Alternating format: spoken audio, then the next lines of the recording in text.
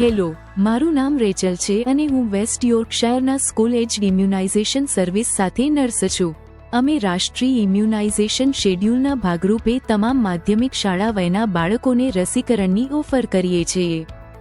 આ એક શાળા આધારિત કાર્યક્રમ છે અને તે જીપી પ્રેક્ટિસ દ્વારા નિયમિતપણે ઓફર કરવામાં આવતો નથી.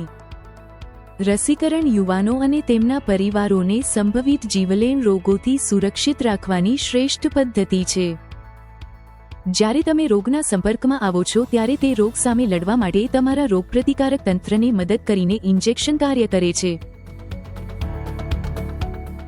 અમે તમામ વર્ષ 8ના વિદ્યાર્થીઓને હ્યુમન પેપિલોમા વાયરસ રસીકરણની ઓફર કરીએ છીએ, જેને HPV તરીકે ઓળખવામાં આવે છે. તે આ વયે આપવામાં આવે છે કારણ કે યુવાનો જાતીય રીતે સક્રિય થાય તે પહેલા, કારણ કે તે વાયરસના સંપર્કમાં આવવા પહેલા ચેપ અટકાવવા માટે સૌથી અસરકારક છે.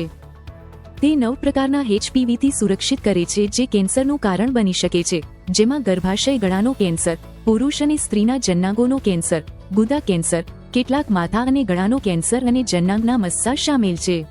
અમે તમામ વર્ષ 9ના વયના વિદ્યાર્થીઓને ટેટનસ, ડિફ્થેરિયા અને પોલિયો રસીકરણ અથવા TDIPV, જે બેબી તરીકે શરૂ કરેલા કોર્સને પૂર્ણ કરવા માટે બૂસ્ટર છે, તેની ઓફર કરીએ છીએ. આ સમયે અમે મેનિન્જાઇટિસ ACWY પણ આપીએ છીએ. મેનિન્જાઇટિસ ACWY રસી કિશોરોને આપવામાં આવે છે અને મેનિન્જાઇટિસ સાથે જોડાયેલા 4 પ્રકારના બેક્ટેરિયા A, C, W અને Y સામે સુરક્ષા કરવામાં મદદ કરે છે. આ રાષ્ટ્રીય નિયમિત ઇમ્યુનાઇઝેશન શેડ્યુલમાં એકમાત્ર ડોઝ છે. જો તમે પહેલેથી જ 2 ડોઝ ન લીધા હોય તો MMR રસી આપવામાં આવે છે. તે ખસરા, મમ્પ્સ અને રૂબેલા સામે સુરક્ષા આપે છે. ખસરા, મમ્પ્સ અને રૂબેલા અત્યંત ચેપ લાગતા રોગો છે જે ગંભીર બીમારી તરફ દોરી શકે છે અને દુર્ભાગ્યવશ જીવલેણ બની શકે છે.